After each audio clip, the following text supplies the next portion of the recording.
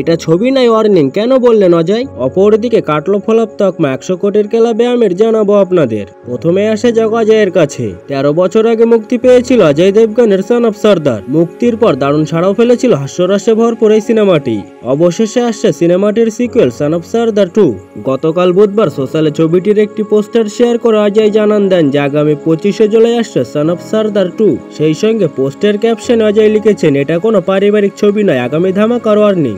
অজয়ের post করা ছবিতে একদিকে যেমন সঞ্জয় দত্তকে দেখতে না পেয়ে প্রশ্ন তুলেছেন ভক্তরা, তেমন অন্যদিকে মুকুল দেবের স্মৃতিচারণাও করেছেন অনেকে। এই প্রসঙ্গে বলে রাখা ভালো, কিছুদিন আগেই প্রয়াত হয়েছেন মুকুল দেব। এই ছবিটি মুকুলের শেষ ছবি। অপরদিকে দীর্ঘ ক্যারিয়ারে এত বড় ফলাপ নেই আমির খানের। লাল সিং চাড্ডা মুক্তির পর সিনেমাটি মুখ থুবড়ে পড়ে, যা নিয়ে বেশ চিন্তিত ছিলেন আমির খান। অবশেষে সেই ব্যর্থতা ভুলে 3 বছর পর হাজির হয়েছেন নতুন সিনেমা সিতারে জামিন পার নিয়ে। গত শুক্রবার মুক্তির প্রথম দিনে মোটামুটি ব্যবসা করলেও ধীর গতিতে বেড়েছে সিনেমাটির আয়। মুক্তির মাত্র 5 দিনেই ভারতের বক্স অফিসে ছবিটি 75 কোটি টাকার ব্যবসা করে ফেলেছে। শুধু তাই নয়, ছবিটি মাত্র 4 দিনের মধ্যে বিশ্বব্যাপী 100 কোটির ক্লাবে প্রবেশ করেছে। 5 দিনে সিতারে জামিন পার বিশ্বব্যাপী আয় করেছে 123 কোটি টাকা। ট্রেড ওয়েবসাইট সাকনিলকের প্রতিবেদন অনুসারে আমির খানের ছবিটি মুক্তির 4র্থ দিনে সোমবার পর্যন্ত বিশ্বব্যাপী 110 কোটি টাকার ব্যবসা করেছে। খুব শীঘ্রই এই ছবিটি সানি দেওয়ালের জাটের আয়ের রেকর্ডও ভেঙে দেবে বলে ধারণা করা হচ্ছে।